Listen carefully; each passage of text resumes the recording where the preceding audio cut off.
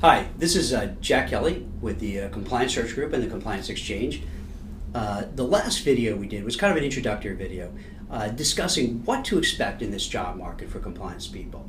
On the positive side, we talked about that there's just a number of roles at all levels geographically dispersed across the country. So there's a big need. And what's great about this need, it's not just pinpointed for Dodd-Frank or not pinpointing for the money laundering investigations that are going on all over the place. It's really across the board in all types of companies, all types of entities, which is fantastic. But the firms are very critical in terms of what they want in a person's background, which makes it a challenge. And this is why I want to go a little bit more in detail, a little bit more in depth about some of the different jobs we have. So as a candidate, you can get a better feel for what they are. And then hopefully you have the background, the experience, and the desire and the interest to take a look at it. Now, for instance, I want to cube together a few different roles we have in the hedge fund space. Now, sometimes you'll see these jobs, they'll say hedge fund compliance, alternative investment, private equity. Now, clearly, they're different firms. I think different types of entities, rather. It's interesting. Back in the day, people who have experience in this space could appreciate. It used to be you had a bunch of players that were big investment banks. Those were the big guys who hired. The Lehman Brothers, the Bear Stearns, the Merrill Lynches, the Goldmans, the Morgan Stanleys. So that was where the play was for the vast majority of compliance people. Obviously there are other areas, but that was the key. Now, with the proliferation of hedge funds, alternative investment shops, private equity shops, it's a game changer. So now you have all these different types of companies that are looking for people at the same time that the traditional banks and brokers are looking for. Now, where the major brokers back in the day, they used to have the same kind of profile they would look for. With hedge funds, it's really across the board.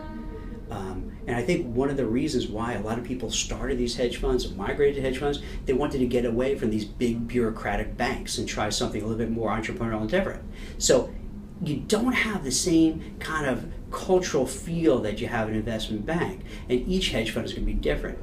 We have a few hedge funds, both here in New York, in Connecticut, in San Francisco, and in Texas, where the common denominator for these hedge funds is they want really bright, smart people. Oftentimes for compliance within the major banks and broker-dealers, they don't ask for GPAs. They don't ask for your SAT scores or your LSAT scores. With a certain class of hedge funds, and some people find this very intrusive, with a certain class of hedge funds, they do require all this. Now, why do they require it? You know what? I'll give you my own theory. I'll give you what I kind of hear, but I'll give you my own theory. One is that I think with these hedge funds, you don't have 100 compliance people. So if you only have 3, 4, 5, 6 compliance people, think about it. You have to have people who really know their stuff and are really bright and can multitask, and you can depend on if you have to deal with a regulator, you can deal with a regulator. If you have to do a filing, you do a filing. If you have to sit down with a portfolio manager or trader, you can do that. So what criteria with compliance? Think about it. It's not like you have a certain degree in an area. It's not as if you have a certain kind of graduate degree. I mean, obviously people have MBAs and JDs, but there's not something where you could just benchmark and say, okay, if you took this course, this class, or if you had this schooling, okay, thumbs up, good. No. So I think the hedge funds use as a measuring tool to see what your GPA is, what school you went to, and feel that, hey, if somebody is bright and went to a good school and has a good GPA, and well, they're smart, and even if they're not an expert in this particular hedge fund and the products, and the securities that they offer or they trade in and invest in, that you could learn it really quickly. Like a lot of these podcasts and job descriptions and videos I do, I'm not saying this is right or fair how it should be. I just want to be very straight up, very transparent, and let you know these are the expectations. So with these roles, as I mentioned, we have a number of them, and you can take a look on our sites, compliancesearch.com, compliancex.com, compliancejobs.com, where the day-to-day functions are usually similar. Surveillance, looking at trading activities, helping with regulatory filings, dealing with portfolio managers, dealing with traders, doing testing, interacting with outside counsel, interacting with management. But here's the trick. They really need the good schools, the good GPAs, strong SATs. Now, I know either A, some people may not have that, and I understand, or B, some people might just not feel comfortable, and I completely understand that as well.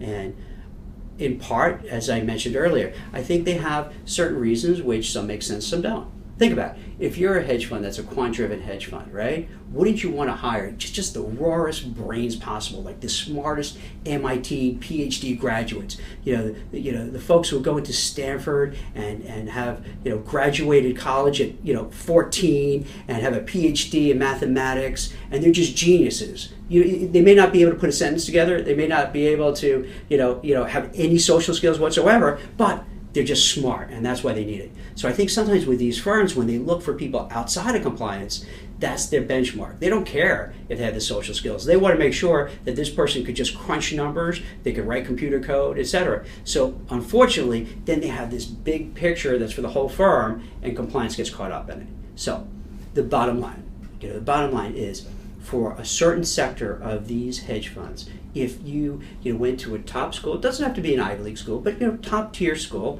upper echelon school, strong academic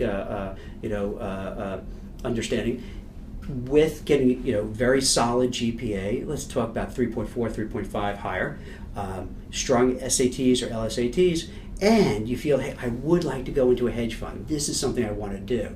I like the entrepreneurial nature of it. I like the excitement of it. I like that it's not a big bureaucracy. I like the fact that it's a growing, evolving area, and I could take my compliance experience and really move into that space, or if I'm in the space already, to stay in the space and take my career to the next level. You know what? This is you. This is who they're looking for. And I'm not saying all hedge funds or all private equity shops, but there's a certain subsector doing it. So if you're interested, we have a number of those roles. And to be fair, as a recruiter, that's hard to find. It's hard to find because either maybe the schools aren't up to their standards, or the test grades and GPAs aren't. So it whittles down the field. So if you happen to have that and you are interested, well, this gives you a competitive edge. And if you're interested in this space and growing the space, this could be ideal for you. So if you have that background, that interest, that experience, please let me know. Jack Kelly, Compliance Search, 212-997-3166. Also, feel free. It's a long day. It's Friday in the middle of August.